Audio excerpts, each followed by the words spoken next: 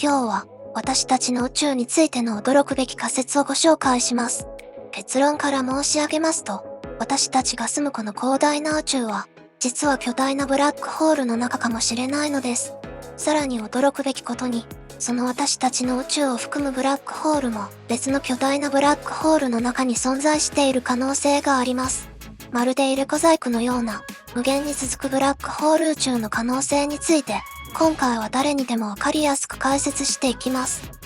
最新の宇宙物理学の研究によると、ブラックホールは私たちが想像していたよりもはるかに不思議で複雑な天体であることが分かってきました。科学者たちは長年、ブラックホールを重力が強すぎて光さえも脱出できない天体として理解してきました。しかし、実はそれは真実の一部に過ぎなかったのです。ブラックホールの正体は、私たちの想像をはるかに超えた、新しい宇宙を生み出す可能性を秘めた驚くべき存在かもしれません。では、なぜそのような仮説が生まれたのでしょうか。まずは身近な例を使って、ブラックホールの基本的な性質について解説していきましょう。例えば、あなたが手に持っている消しゴムを考えてみてください。この消しゴムを極限まで小さく圧縮していくと、理論上はブラックホールになることができます。これは地球や太陽などの天体でも同じことが言えます。地球の場合、コインくらいの大きさまで圧縮すると、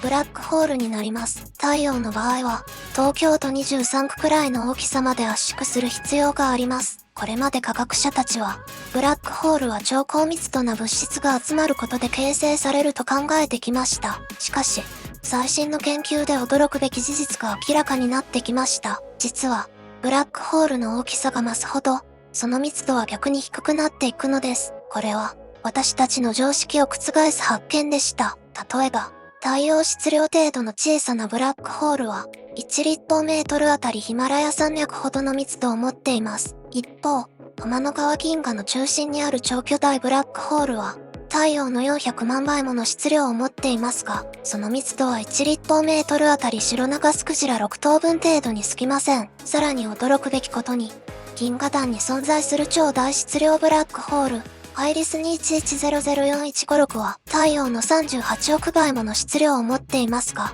その密度は私たちが普段吸っている空気程度なのです。これは何を意味するのでしょうか。理論上、もし太陽系くらいの大きさの風船に大量の空気を詰め込んでいくと、ある臨界点で突然ブラックホールに変化する可能性があるということです。つまり、必ずしも物質を極限まで圧縮する必要はないのです。では、さらに大きなスケールで考えてみましょう。私たちが地球から観測できる宇宙の範囲は、半径450億光年の球体です。この範囲には、数千億個もの銀河が存在し、それらの総質量は太陽の100京個分にも相当します。しかし、この途方もない質量も、宇宙の広大な空間に均等に広がっているため、平均すると1立方メートルあたりわずか5個の水素原子程度の密度しかありません。ここで興味深い計算結果が出てきます。実は、観測可能な宇宙の質量をすべて集めると、観測可能な宇宙の10倍以上の大きさを持つブラックホールを作ることができるのです。これは、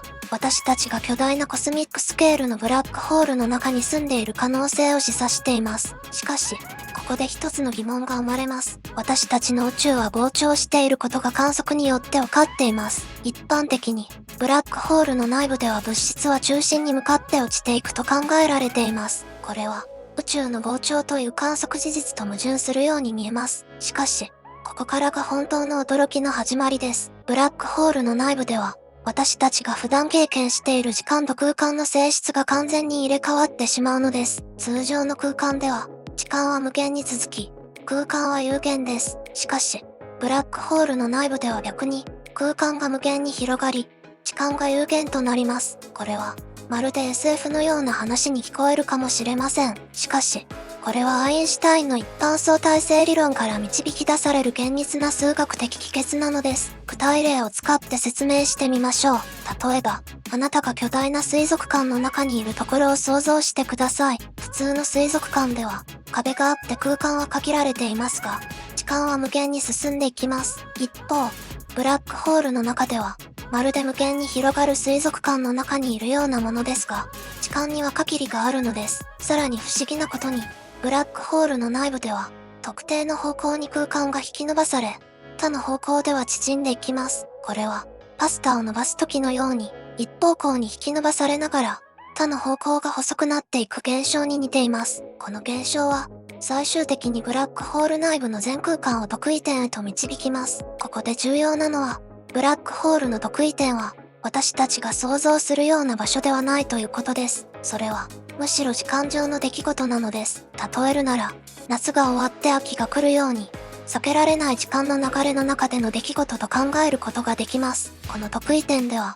私たちの知る物理法則が全て破綻します。重力は無限大となり、エネルギーも無限大となります。これは、私たちの日常生活では想像もつかない状態です。例えば、コップの水を電子レンジで温めると、だんだんと温度が上がっていきますが、いくら加熱しても無限の温度にはなりません。しかし、ブラックホールの特異点では、まさにそのような無限の状態が実現されるのです。もう少しわかりやすく説明するために、砂時計を例に考えてみましょう。普通の砂時計では、上部から下部へと砂が流れていきます。これは重力による自然な現象です。ところが、ブラックホールの特異点近くでは、この砂時計が極限まで引き伸ばされ、最後には砂粒一つ一つが原子よりも小さく引き裂かれてしまうのです。科学者たちは、このような極限状態を研究するために、スーパーコンピュータを使用した大規模なシミュレーションを行っています。2023年に行われた最新のシミュレーションでは、特異点に近づくにつれて、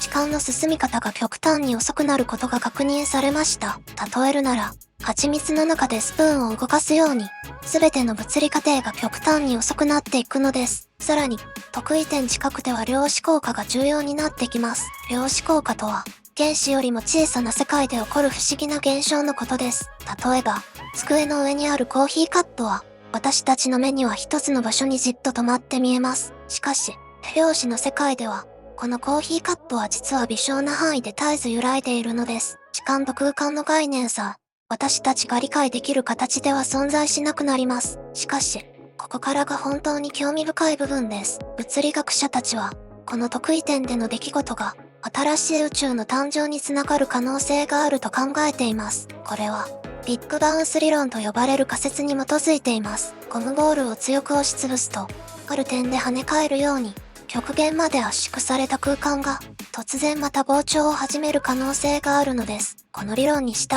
えば、私たちの宇宙も、どこかの巨大なブラックホールの中で誕生した可能性があります。さらに興味深いことに、外部の観測者から見ると、ブラックホールは依然として単なる黒い球体のままです。しかし、その内部では新しい宇宙が誕生し、進化を続けているかもしれないのです。これは、まるでマトリョーシカ人形のように、宇宙の中にブラックホールがあり、そのブラックホールの中に新しい宇宙があり、その宇宙の中にまた新しいブラックホールがある、という無限の連鎖を示唆しています。この考えは、生物の進化理論にも似た、宇宙の自然選択という概念につながります。新しく生まれる宇宙は、親となる宇宙と完全に同じではないかもしれません。物理法則が少し異なったり、基本的な定数の値が変化したりする可能性があるのです。これは、宇宙規模の自然選択につながる可能性があります。例えば、生物の進化で生存に有利な特徴が次世代に引き継がれていくように、ブラックホールをたくさん作り出せる物理法則を持つ宇宙が、より多くの光宙を生み出すことができるのです。私たちの観測可能な宇宙だけでも、少なくとも100京個以上のブラックホールが存在すると推定されています。これは、私たちの宇宙が、ブラックホール生成に非常に適した物理法則を持っていることを示しています。さらに興味深いことに、ブラックホールの形成に適した条件は、生命の誕生にも適していることが分かってきました。なぜなら、ブラックホールを作るためには、まず星や銀河が必要だからです。そして、星や銀河の存在は、生命が誕生し進化するための重要な条件でもあるのです。これは、私たちの宇宙が生命を育む能力を持っているのは、単なる偶然ではないかもしれないことを示唆しています。宇宙の物理法則は、より多くのブラックホールを生み出すように最適化される過程で、結果として生命の誕生にも適した環境を作り出した可能性があるのです。このように考えると、私たちの存在自体が宇宙の進化の産物かもしれません。そして、私たちの宇宙以外にも、無数の宇宙が存在し、その中でも生命が進化している可能性があります。しかし、ここで一つ重要な注意点があります。これらの理論は、現在の物理学の知識に基づいた推測であり、直接的な証明は困難です。また、この理論は宇宙がなぜ存在するのか、なぜこのような物理法則を持っているのかという根本的な疑問に対する完全な答えを提供するものではありません。むしろ、新たな疑問を生み出すものかもしれません。例えば、次のような疑問が生まれます。なぜ物理法則は、このような形をしているのでしょうか。なぜ私たちの宇宙には、このような複雑な構造を持つブラックホールが存在するのでしょうか。これらの疑問に対する一つの興味深い仮説として、宇宙の自然選択という考え方があります。生物の進化では、環境に適応した個体が生き残り、次世代に遺伝子を伝えていきます。同じように、宇宙も一種の進化を遂げている可能性があるのです。例えば、料理のレシピを考えてみましょう。美味しい料理のレシピは、世代を超えて受け継がれていきます。そして時には、少しずつアレンジが加えられ、より良いレシピへと進化していきます。同じように、宇宙の物理法則も、長い時間をかけて進化してきた可能性があるのです。2024年初頭の研究では、この宇宙の進化という考え方を支持する興味深い証拠が見つかっています。例えば、私たちの宇宙の物理定数、高速や重力定数などは、ブラックホールを作りやすい値にチューニングされているように見えるのです。しかし、このような大きな考えを思い描くことができること自体、私たちの宇宙の素晴らしさを示しているのではないでしょうか。この壮大な考えをより身近に感じていただくために、日常生活での例えを使って説明してみましょう。例えば、あなたがスマートフォンでゲームをしているところを想像してください。そのゲームの中のキャラクターは2次元の世界に住んでいて、自分たちが3次元の世界の中のプログラムであることを知りません。同じように、私たちも高次元の世界の中に存在している可能性があるのです。実際、現代の物理学者たちは、私たちの宇宙が高次元空間に浮かぶブレーンと呼ばれる膜の上に存在している可能性を研究しています。これは2021年にノーベル物理学賞を受賞したジョルジョ・パリージの研究とも関連しています。また、ブラックホールについての理解を深めるために、水の渦を例に考えてみましょう。お風呂の排水口で発生する渦は、小さな重力場のようなものです。水が渦に近づくにつれて、逃げられなくなっていきます。これは、光がブラックホールから逃げられなくなる現象と似ています。ただし、重要な違いもあります。お風呂の渦には底がありますが、ブラックホールには底がありません。代わりに、前述したように新しい宇宙が生まれる可能性があるのです。さらに、ブラックホールと宇宙の関係を理解するために、風船の例を考えてみましょう。普通の風船を膨らませると、表面に模様を描くことができます。この風船の表面を2次元の宇宙だと考えてみてください。風船の表面に住む2次元の生き物たちにとって、その世界は平らに見えます。しかし、私たち3次元の視点から見ると、その世界は球面上に曲がっていることがわかります。同じように、私たちの3次元宇宙も、より高次元の空間で曲がっている可能性があります。この考えは、アインシュタインの一般相対性理論の核心部分でもあります。最新の研究では、このような宇宙の非科学的構造が、量子もつれという現象とも深く関連している可能性が指摘されています。量子もつれとは、離れた場所にある粒子が瞬時に影響し合う現象です。これを説明するために、双子の例を考えてみましょう。離れて暮らす双子が、同時に同じことを考えたり感じたりすることがあるように、量子もつれした粒子も不思議なつながりを持っています。この現象は、私たちの宇宙が本当は高次元のネットワークでつながっている可能性を示唆しています。2022年のノーベル物理学賞は、まさにこの量子もつれの研究に贈られました。また、宇宙の膨張についても、より詳しく考えてみましょう。例えば、チョコチップクッキーを焼いているところを想像してください。生地が膨らむにつれて、チョコチップ同士の距離が広がっていきます。これは、銀河同士が宇宙の膨張によって遠ざかっていく様子とよく似ています。しかし、クッキーの場合は周りの空間の中で膨らんでいきますが、宇宙の場合は膨張する空間そのものなのです。これは少し理解が難しい概念かもしれませんが、重要な違いです。最新の観測によると、宇宙の膨張は加速していることが分かっています。これは、暗黒エネルギーと呼ばれる謎のエネルギーが働いているためだと考えられています。この暗黒エネルギーについて、もう少し身近な例で説明してみましょう。風船の中に見えない気体が徐々に入っていって膨らんでいくような感じです。ただし、風船と違って宇宙には境界がないため、永遠に膨張し続ける可能性があります。このような宇宙の膨張と、先ほど説明したブラックホール宇宙の理論は、一見矛盾するように見えます。しかし、最新の研究では、これらが両立する可能性も指摘されています。例えば、テレビの中の映像を考えてみましょう。テレビの画面は平面ですが、その中の 3D 映像は奥行きのある世界を表現できます。同じように、ブラックホールの中の宇宙も、外から見る性質と中から見る性質が異なる可能性があるのです。2023年に発表されたジェームズ・ウェッブ宇宙望遠鏡の観測データは、この考えをサポートする興味深い示唆を提供しています。また、宇宙の多様性についても考えてみましょう。例えば、地球上には様々な環境があり、それぞれの環境に適応した生命が存在します。同じように、多重宇宙の中にも、様々な物理法則を持つ宇宙が存在する可能性があります。これは、進化する宇宙という考え方につながります。私たちの住む宇宙は、膨大な時間をかけて、現在の姿に進化してきたのかもしれません。これを理解するために、パン作りの例を考えてみましょう。パン生地を発酵させるとき、温度や湿度、時間など、様々な条件が絶妙なバランスで整っていないと、美味しいパンは作れません。同じように、宇宙も様々な物理法則のバランスが絶妙に整っているからこそ、現在の姿があるのです。2023年の研究では、宇宙の初期における量子の揺らぎが、現在の宇宙の大規模構造の形成に重要な役割を果たしていたことが明らかになってきました。これは、パン生地の中の小さな気泡が、最終的にパンの食感を決定づけるのに似ています。さらに興味深いことに、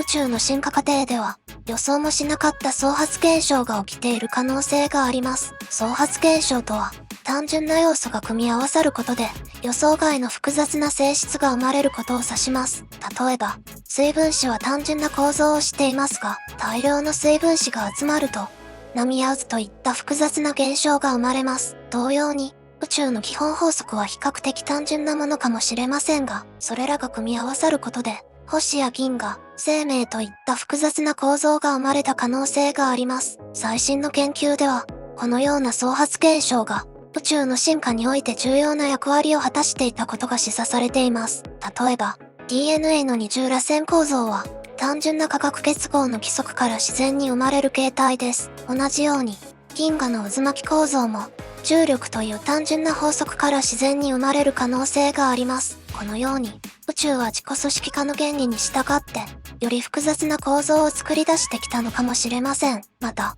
宇宙の進化には臨界点と呼ばれる重要な転換点が存在する可能性も指摘されています。例えば、水は100度で突然沸騰し、氷は0度で突然凍ります。同じように、宇宙も進化の過程で、突然の大きな変化を経験してきた可能性があるのです。これは、生命の進化でも見られる現象です。生物の進化は、長期的には徐々に進みますが、時として進化的大躍進と呼ばれる急激な変化を経験します。同じように、宇宙も宇宙的大躍進とも呼べるような劇的な変化を経験してきた可能性があります。最新の研究では、宇宙の物理定数が少しでも異なれば、星や銀河、そして生命も存在できない可能性が指摘されています。例えば、重力が現在の値より少し強ければ、宇宙は速すぎる速度で収縮してしまい、星や銀河を形成する時間がなかったでしょう。逆に重力が弱すぎれば、物質は集まることができず、星も形成されなかったはずです。このように、私たちの宇宙は、生命が存在できる奇跡的な条件を備えているのです。これは人類原理と呼ばれる考え方とも関連しています。例えば、プリンを作る時を想像してください。材料の配合が少しでも違えば、美味しいプリンはできません。同じように、宇宙の物理法則も絶妙なバランスで調整されているのです。2024年の最新研究では、このような宇宙の精密な調整が、多重宇宙の自然選択の結果である可能性が指摘されています。さらに興味深いことに、ブラックホールの研究は、情報の本質についても新しい示唆を与えています。例えば、図書館の本を燃やしてしまうと、その中の情報は失われてしまいます。同じように、ブラックホールに落ちた物質の情報も失われてしまうように見えます。しかし、最新の理論では、この情報は完全には失われず、何らかの形で保存されている可能性が示唆されています。これはホログラフィック原理と呼ばれる考え方につながります。3D ホログラムが2次元の表面から作られるように、私たちの3次元の宇宙も、より高次元の世界の影かもしれないのです。このように、現代の宇宙物理学は、私たちの想像をはるかに超える不思議な可能性を示唆しています。例えば、量子コンピュータの研究においても、この多重宇宙の考え方が応用されています。量子コンピュータは、同時に複数の計算を異なる世界で実行している可能性があるのです。これは、私たちの技術が宇宙の深遠な性質を利用し始めていることを示しています。また、宇宙望遠鏡や重力波検出機などの観測技術の進歩により、これらの理論を検証する手段も着実に発展しています。2024年には、次世代の重力波検出機が稼働を開始し、ブラックホールの性質についてさらなる知見が得られることが期待されています。このような最新の観測技術は、まるで宇宙という巨大な書物の新しいページを開くようなものです。例えば、重力波検出機は、私たちの耳では聞こえない宇宙の振動を捉えることができます。これは、地震計が地球の振動を捉えるのと似ています。しかし、重力波の検出は地震の観測よりもはるかに繊細な作業です。例えば、重力波による空間の歪みは、地球から最も近い恒星までの距離の髪の毛一本の太さ分ほどしかありません。これを検出するためには、極めて高精度な装置が必要なのです。2024年に稼働を開始する新しい重力波検出機は、従来の装置の10倍以上の感度を持つと言われています。これは、より遠い宇宙からの重力波を観測できるようになることを意味します。例えるなら、これまでの望遠鏡が街灯の明かりしか見えなかったのに対し、新しい望遠鏡では遠くの星明かりまで見えるようになるようなものです。特に期待されているのは、連星ブラックホールの合体現象の詳細な観測です。2つのブラックホールが合体する際には、想像を絶するエネルギーが重力波として放出されます。その量は、太陽が一生かけて放出するエネルギーの何億倍にも及びます。これは、原子爆弾100平個分以上のエネルギーに相当します。このような観測を通じて、私たちは宇宙の音を聞くことができるようになります。実際、科学者たちは重力波のデータを音に変換することで、ブラックホールの合体を聞くことができます。それは、低い音から高い音へと変化していくチャープ音と呼ばれる特徴的な音になります。さらに、重力波観測は宇宙の距離測定にも革命をもたらします。これまでの距離測定は、主に光を使って行われてきました。しかし、重力波を使うことで、光では見えない天体までの距離も測定できるようになります。これは、暗闇の中で音を頼りに距離を測るようなものです。また、重力波観測により、一般相対性理論のさらなる検証も可能になります。例えば、重力波の電波速度が光速と完全に一致するかどうかを、より高い精度で確かめることができます。これは、アインシュタインの理論の根幹に関わる重要な検証となります。2024年からは、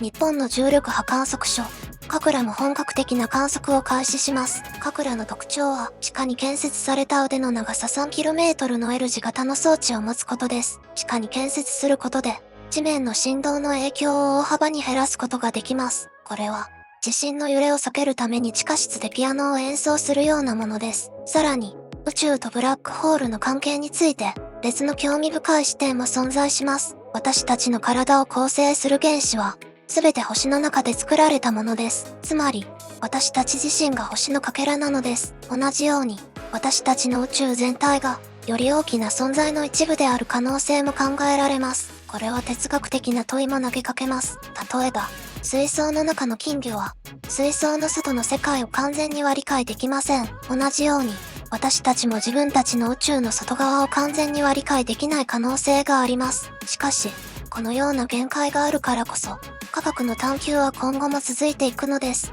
新しい観測技術の開発により、これまで見えなかった宇宙の姿が少しずつ明らかになってきています。このような暗黒物質の研究は、私たちの宇宙理解に革命的な変化をもたらしています。例えば、銀河の回転速度を測定すると、目に見える物質だけでは説明できない不思議な現象が起きていることがわかります。これは、自転車の車輪を回すとき、見えない誰かが手伝ってくれているかのような状態です。最新の研究では、この暗黒物質が宇宙の総質量の約 27% を占めていることが分かってきました。これに対して、私たちの目に見える通常の物質は、わずか 5% 程度しかありません。残りの 68% は、さらに謎めいた暗黒エネルギーと呼ばれるものです。暗黒エネルギーは、宇宙を加速的に膨張させる謎のエネルギーです。これを理解するために、風船の例を考えてみましょう。普通の風船は、中の空気の圧力で膨らみますが、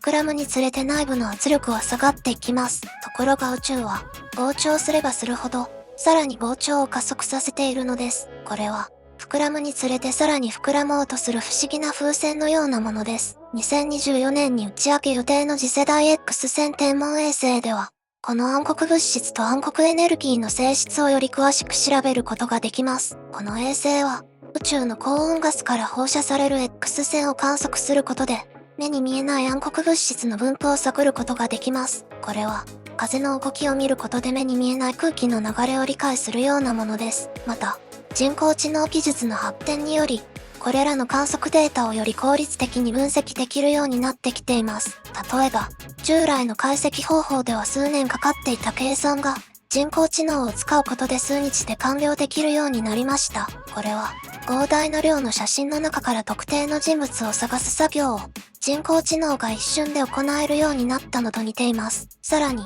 量子コンピュータの開発も、宇宙の謎の解明に貢献する可能性があります。量子コンピュータは、通常のコンピュータでは計算が困難な複雑な物理現象のシミュレーションを行うことができます。例えば、ブラックホール内部の極端な状況下での物理法則の振る舞いを、より正確に計算することができるようになるかもしれません。例えば、2024年に打ち上げ予定の新しい X 線天文衛星は、ブラックホールの周辺でどのようなことが起きているのかを、より詳しく観測できるようになります。また、人工知能技術の発展により、膨大な観測データから新しい発見を見つけ出すことも可能になってきています。このように、私たちの宇宙についての理解は、日々進化し続けているのです。そして、この探求の過程で見つかる新しい謎は、さらなる研究のモチベーションとなっています。まるで、パズルを解いていくように、一つの発見が次の発見につながっていくのです。この終わりなき探求こそが、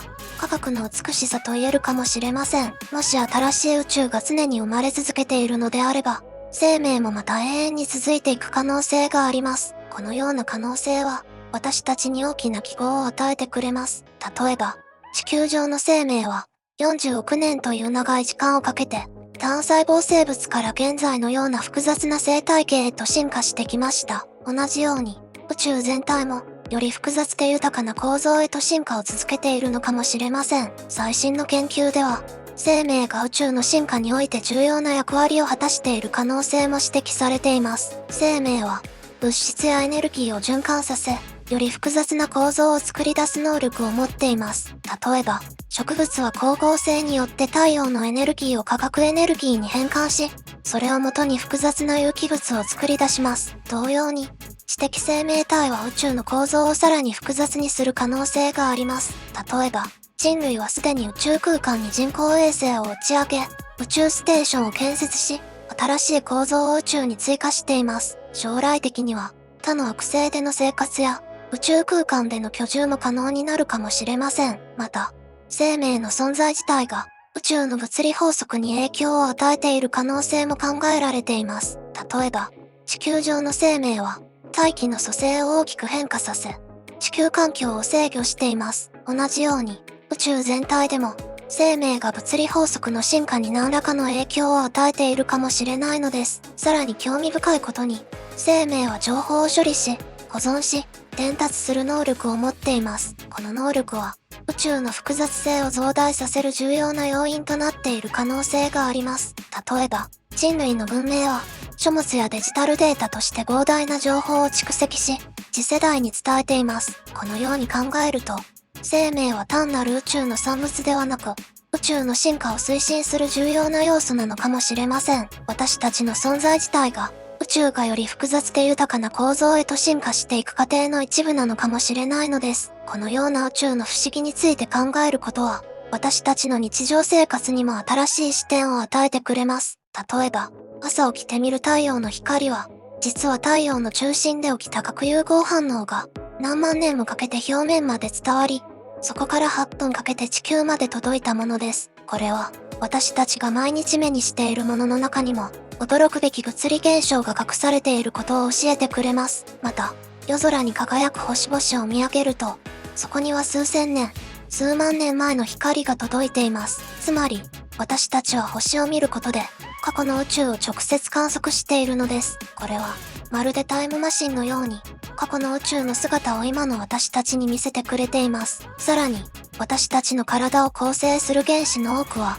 数十億年前に死んだ星の中で作られました。カルシウムや鉄などの重い元素は、星の最後の大爆発によって宇宙空間にまき散らされ、やがて地球や生命の材料となったのです。つまり、私たちは文字通り星のかけらから作られているのです。このように考えると、日常生活の中の何気ない現象も、宇宙という大きな物語の一部として見えてきます。例えば、スマートフォンの画面に使われている液晶は、宇宙の真空のような特殊な状態を利用しています。また、GPS は、アインシュタインの相対性理論を応用した技術なのです。宇宙の研究は、このように私たちの身近な技術にも活かされています。例えば、がん治療に使われる放射線技術は、宇宙船の研究から生まれました。また、太陽光発電は、人工衛星の電力供給システムの研究から発展したものです。このように、宇宙の探求は私たちの生活をより豊かにする技術革新をもたらし続けています。その成果は、